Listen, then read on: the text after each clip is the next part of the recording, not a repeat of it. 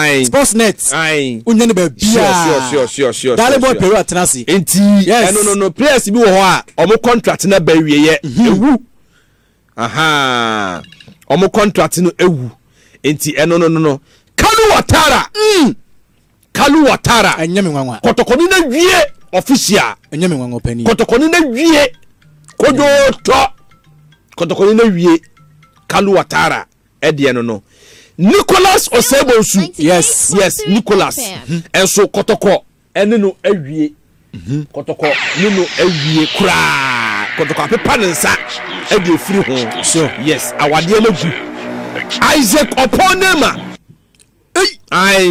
Isaac Oponema. Starboy. Kotoko ni na wie. Onye Kotoko player biem. Tinton time. Enti my di. Na aka na 1 year but Kotoko wa ma terminate contract. Awie kura.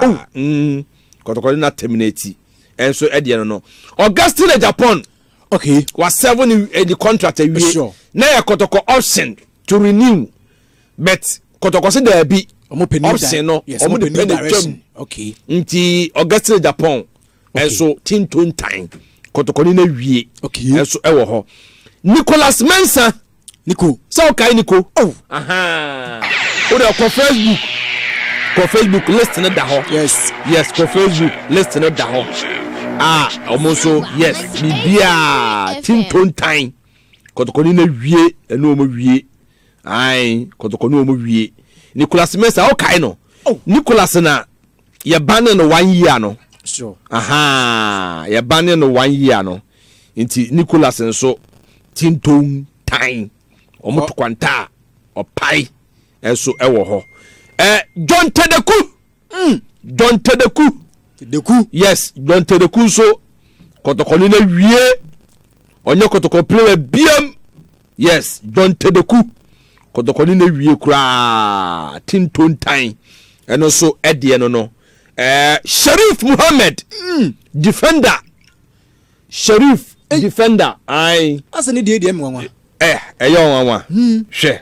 Omo ni na wie kura nti Tinton time. Eno so ede no. Yes. Ana abati afano George Mfege. Okay. Kotoko ni na wie. Okay. Kotoko ni na wie. Ono ne contract ne kwade in fact ewu na Kotoko so ne ntoa so biem. Exactly. Nti Mfege enso ekọ. Okay. Ana Danlad nso ne contract na ewu. Yes. Ono eficha de ko me ba be ka Danlad ho asam de akyerew. Woti ase. Nyame etifo. Yes. Say ni nyina yi. Yes. So what ase? Because omo tie no edos sin. Sure. What ase? Sure. It me ba be ka Danlad asam enso e de akyeremo na bibia aye kama. Afi Moise Poate. Okay. Moise nso ono so contract no agrege eno so Kotoko ni ento aso biem.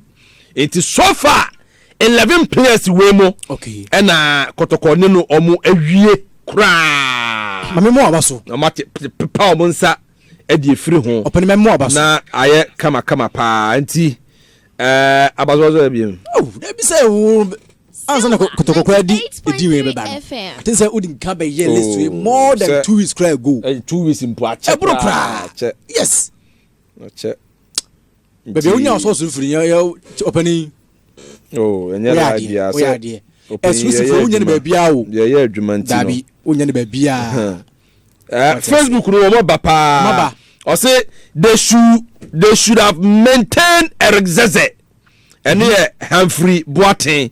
They should have maintained Eric Zeze. Okay. S-Boss GH. Or say Sports Prophet is seated. I'm enjoying live from Nyancheniase. Greetings to my sweetheart Lina baby at Abi National Bank of Edum. Okay, Abi National Bank Edum. Okay. Anna Nikusu called your krum.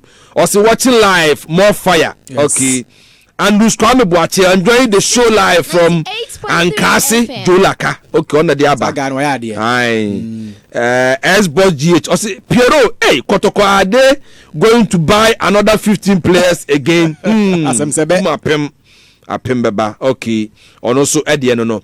Now, players Wemo, ɛna ɛwɔ hɔ ɛno ho asɛm bɛba yes Rocky Domina open can kasem baako okay I think we are live the videos ni nyina kɔ Silver YouTube Silver Media 983 okay live on YouTube oko have videos no from anopa shows na yɛ nyina egu hɔ de ebia when your time nti na wo yɛ adwuma nti wokɔ hɔ a wobɛnya bibia ti wi a ɛsa de pack we nyina ɛsa kɔgu hɔ okay obi aso subscribe Silver Media 983 okay on Silver YouTube. Media 983 yes okay on YouTube. Facebook you see as Silver TV GH okay Silver TV GH yes nti I say Botche Nicholas I say Piero I say please Piero the TV is still not coming from 98.3 FM coming okay from Nicholas inside Chifu Pras NTBia Nicholas Chifu Pras menim say mate NTBia why ne papa gu akwam na players we mo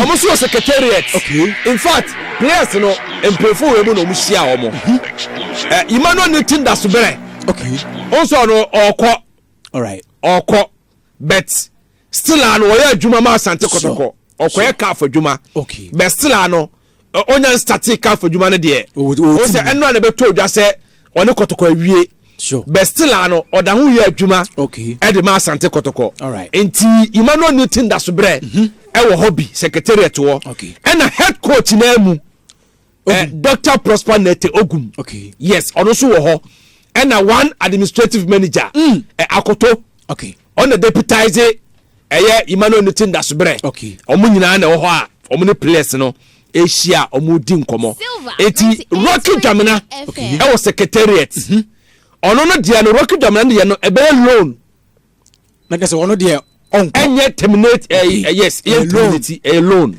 more playing time Samuel Samoa on ti ase so be terminate Nana Benyamu de no so e be bibia ho loan okay yes Julius Oforizigi enti ase nya adwuma o se e basa na ti sa wo consult sure ebia o managers o pay for o ti ase ebia o girls bi o Kotoko munim se o Kotoko ke bi ko o so di nkra okay enti enya nwie payo sure ena Fuseni Isaku ono so enya official enya official from Kotoko anase from no side Kotoko okay omu still omu secretariat omu di nkomo wo mu na abantama ye no tenase no ke aka 1 year bet unim ye pese ye no terminate na what ase okay now me bo sa place na ya bo mu din se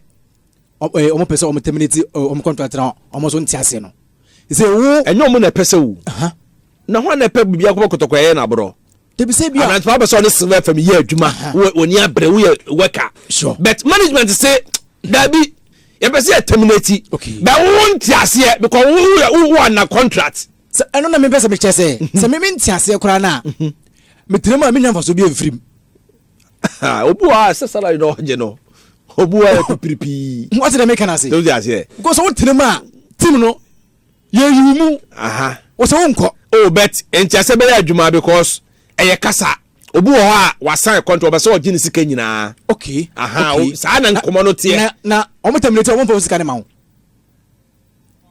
oh se contract e biewu like as a mutua okay o just here aka 1 year bet ye be say 1 year sense ye be say we moving on 1 year na de aka wo mu ne fama me ntiase here nti no opanian to aso ntiase ya adwuma nti Julius Oforizigi nso ena Fuseni Isaku okay ya da wuni de no ene na asem wo ho because ya da wuni initial list no na ya da wuni nka ho okay ena enei o secretariat but reporter magada no say ya da wuni no entiase say obe terminate contract okay because players ni nyina I think 33 or so current Kotoko squad 33 and e be film all right ya da wuni no nko ani player on testy Kotoko ball that is no there on kiki ball they be training kwa e me hu say ya da wuni ya ade na onya ade I think say omo terminate o manye fe enti wa ono no ka champion for no say dabi me nye ya depend say ni so me nye yes Silver 98.3 ti ada woni de no ono de me fa ne so pa ti ada woni de de o an terminate na ono no contract na ka say oh say o sign I think for see what say first season ni the first season ana omo obo no mo pese omo terminate ni I say ono nkwani player one kick ball oh omo man a chance enti eno so e de no enti for hell no de no ni managers no enti ase so enti eno so ne asa Kotoko nsama e wo ha e de ba na unim Kotoko in fact Kotoko also 2 goalkeepers Dalad Ibrahim Moise Poitier Makanda Dada ayo official omoko okay Kotoko aka Kotoko 2 goalkeepers Frederick Asare yes ena Sedu de wo loan no small boy no yes tono no babaka na Kotoko nya 2 goalkeepers current sure the Kotoko play another 2 goalkeepers e dey aka ho I have 4 okay say sa na o say na unim Kotoko this season Kotoko ebe you shoot 25 players omo hwa numbers ne so yes and now in pay 40 as some no adwuma this season 25 period nze we unya ne hen oh darling boy 25 na 25 no yes 3 goalkeepers and now 22 artful players and now this season 3 goalkeepers 22 artful players now 25 na che say okay matwasi enti say young boy no dey obekọ exactly youth no ba be na enti on dey ono ye youth enti obeka ho ye for no but e be register no enti be 25 okay 25 players 22 no be artful players na 3 goalkeepers na 3 goalkeepers no Kotoko 1 sisi am no kase okay in the shape of Frederick Kasare sure Kotoko 2 goalkeepers e aka ho na 2 no tienie padimitio yes tiefo tie 2 no 1 eye Emmanuel Kobi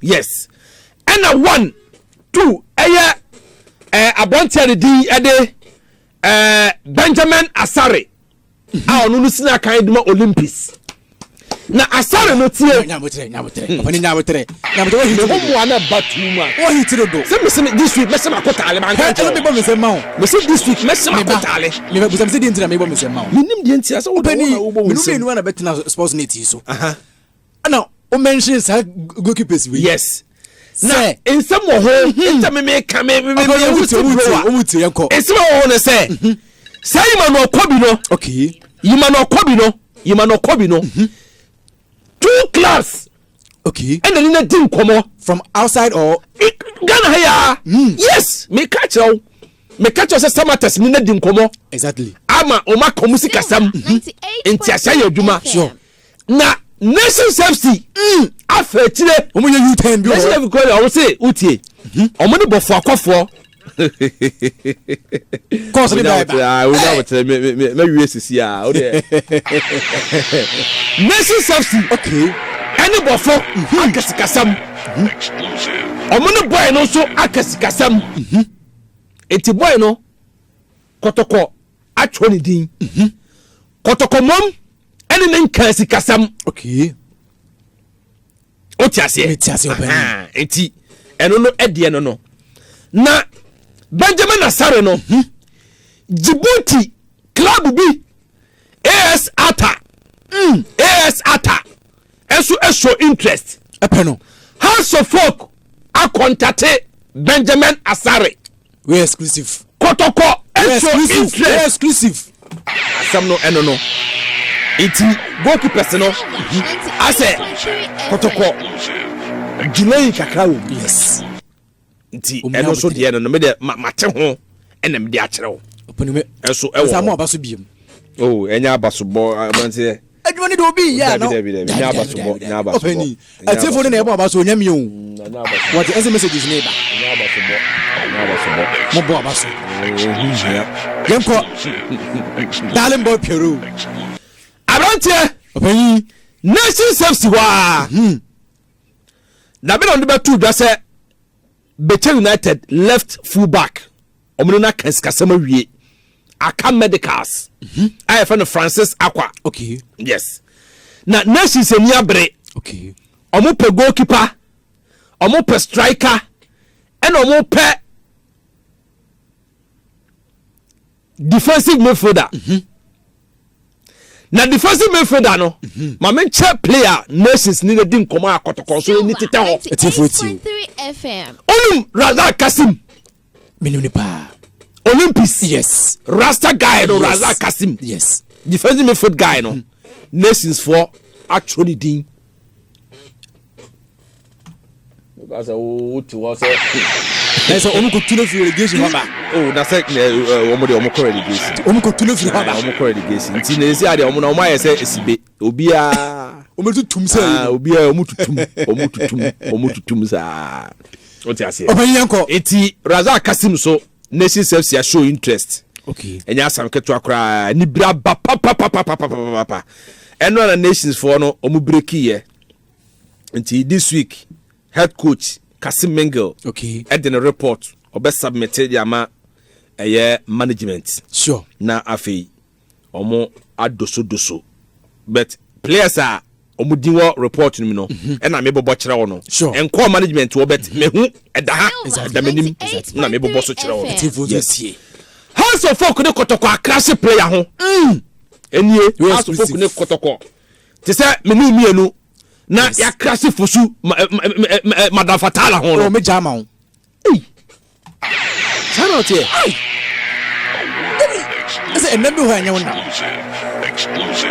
Fala sa me jama ho but we dey enyemu no obi anya amu anyo ose de omni se Kotoko ne house no mienu nyina no omo nyina abobra sure enti so we mpre ho na we be kire yi the show powers ba me no ko mama Fatala ho dia o se me jama ho ko so we animu enti olu yimano enti yanko Olympics na matengesi no ese na say o ma go Olympics o oh na say Olympics there o division 1 so o there na dey kwaye we ne quality players o be let me about player no contract awu okay players am be bo mudi no mo contract no 88.3 adai contract na wu na but ma me say why na but ma me say yimano enti ne contract no ya mutu with great Olympics so ndo Kotoko ni na di nkomo chenie bo ne botu wakọ Man City trials da o na make wakọ Man City da o oni bo ne botu yes Kotoko ni mano entry edi nkomo we a solid player na unim house of folk in sieti ba omo sietire ai na ko de omo ni mano entry manager edi nkomo ema omo de contract proposal ama omo sikasem nyina wo mu Kotoko yes remo o sere Kotoko ko ben for yes remo enim say dia mutie me say transfer no I say yes remo headquarters entry we a solid player yes I say the headquarters se mama mo ho anya ha na se house for ko say kabo 88.3 FM. this is mukwala to na ni ho ene kwa the proposal has the amano has the bro ba se Kotoko de onu ti ase yen action o Kotoko ya action if feature de Kotoko in fact uti Kotoko so ne place di nkomo pa isi Kotoko start ya ache o na ma shada na me say ye wie season na and me dey say ye wie say ye wie ni ye clear out yes it feature de ko no mo bete Kotoko names no yes ahaya mo bete mako na ma pone ho kakra mamo na ye ko sa exclusive no kwa love in a film okay akabe sexy bi ampefo no mo ekasa sure ya come out here and feature de ko no obete Kotoko players omo eba opani me Judy imano entry one of them okay the house of folk amano proposal so on steady oni ni managers omo hwem okay nti eno so eno no entry no no mo bo and authorities one of catch say eye we replacement no Lamte Okay, yes and house of folk so person be replace eye Ibrahim Salifu Di Maria yes that is entry no mo bo entry no this season me say was 6 goals me say oni ball why 6 assists oni ball ne bo what you say okuta ball na say player entry man no hwe akwase obi akọ Man City akwase fosu yima no atala okuta ball a so utwa no gu form na Fatala no eti eno so ede no no na house of folk Saturday exclusive. Yes, Saturday no. Exclusive. Saturday now omo ko betem no. And na MD actual letter quick. And the call Brekum. Where? Brekum Chelsea. A player beya. Omo pe goalkeeper Gregory Obinsetre. Officially House of Control letter. And akokoma Chelsea. So mu here Gregory Obinsetre. Keeper no solid. Na sa first one no na leading we no. We are solid Clean sheet no. Gregory Obinsetre. Maza Kotoko Very fantastic goalkeeper. Come na dey house for you here. Openi. Me say house for no so no. Almost say o say we coach no Abubakar Watara ohu ya na waka che MD say on friend no oni ne nkasa. Because they will come in the league enti we kwa da house dey omu here keepers o omu here keepers pa enti o ma tra koma Brekum che Saturday no atwam ya no Saturday no na let no koduru ye sure nto mo hwa alert no omu hwa manim no na aba betom omu hwa ya house omu bi let no ma omu bisa say Gregory Obinsetre no ne ho da ho Chelsea for open negotiations. Okay. Yes. Chelsea are open. That is a bibia ku ya. For beton. Yes. Okay. Oh, Chelsea they are only problem. Chelsea the season be only problem. No say e be better day. Ebeba. Okay. Na Chelsea no on be share board meeting ebeba so Kumasi ya. Sure. Board meeting beba so. Okay. Management meeting beba so tena. Management meeting beba so tena. Omu wie pe no makwa board meeting. All no be decide Samuel Bodu say o maintain no anaso obekọ. Nsenu mu oda yenko be wo say time